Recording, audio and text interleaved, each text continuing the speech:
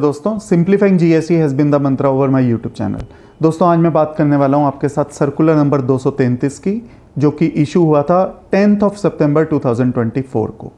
दोस्तों, मैं circular number 233 के बारे में बात करूं उससे पहले ज़रूरी है कि मैं आपसे रूल 96 सब रूल 10 के बारे में बात करूं। रूल 96 सब रूल 10 ये कहता है, यदि आपने कुछ एग्जम्पशन नोटिफिकेशन या कोई कंसेशनल नोटिफिकेशन का बेनिफिट उठाया है और अगर आपने कुछ रॉ मटेरियल या इनपुट्स इंपोर्ट किए हैं या डोमेस्टिकली प्रोक्योर किए हैं और अगर आपने उन नोटिफिकेशन का जिन नोटिफिकेशन का रूल 96 सब रूल 10 में जिक्र है, जैसे कि कस्टम की नोटिफिकेशन 78/2017 एज वेल एज 79/2017, अगर आपने उनका बेनिफिट उठाया है और अगर आपने रॉ मटेरियल या इनपुट्स को प्रोक्योर किया और IGST पे नहीं किया, ऐसा लिखा हुआ है कि आप कस्टम की जो नोटिफिकेशन 78 और 79 है 2017 की, जो कि जारी हुई थी 13 अक्टूबर 2017 को, कि आप इन नोटिफिकेशन का बेनिफिट उठा सकते हैं, आप रॉ मटेरियल या इनपुट्स को इंपोर्ट कर सकते हैं और आपको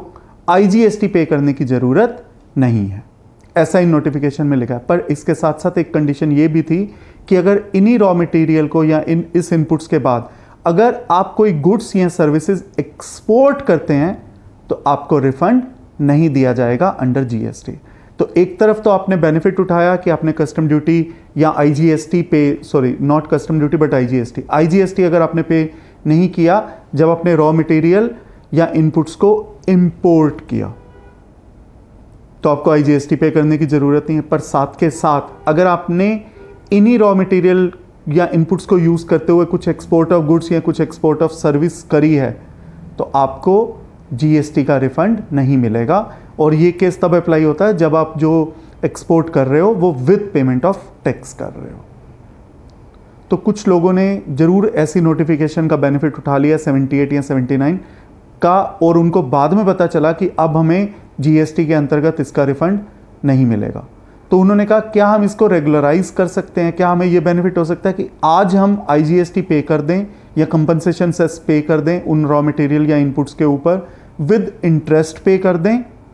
तो क्या तब हमें GST का रिफंड मिल जाएगा? This was the question in front of us. इसके बारे में एक नोटिफिकेशन नंबर 16/2020 भी आई थी जिसमें ये कहा गया था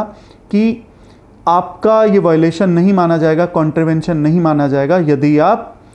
IGST पे कर देते हैं, कंपनसेशन सेस पे कर देते हैं, और माना जाएगा कि आपने रूल 96 सब रूल 10 का कॉन्ट्रवेंशन नहीं किया और आपको रिफंड मिल जाएगा। बट इशू ये था कि क्या ये आज भी हो सकता है, क्या ये बाद में भी हो सकता है, या ये उसी वक्त होना ज़रूरी है? तो बोर्ड ने ये पाया कि जो नोटिफिकेशन 16/2020 आई थी उसमें कहीं ऐसा वर्ड नहीं लिखा हुआ कि ये उसी वक्त होना चाहिए था या ये बाद में नहीं हो सकता। तो ये अपॉर्चुनिटी देने के लिए ये सर्कुलर नंबर 233 आया है कि यदि आज के दिन भी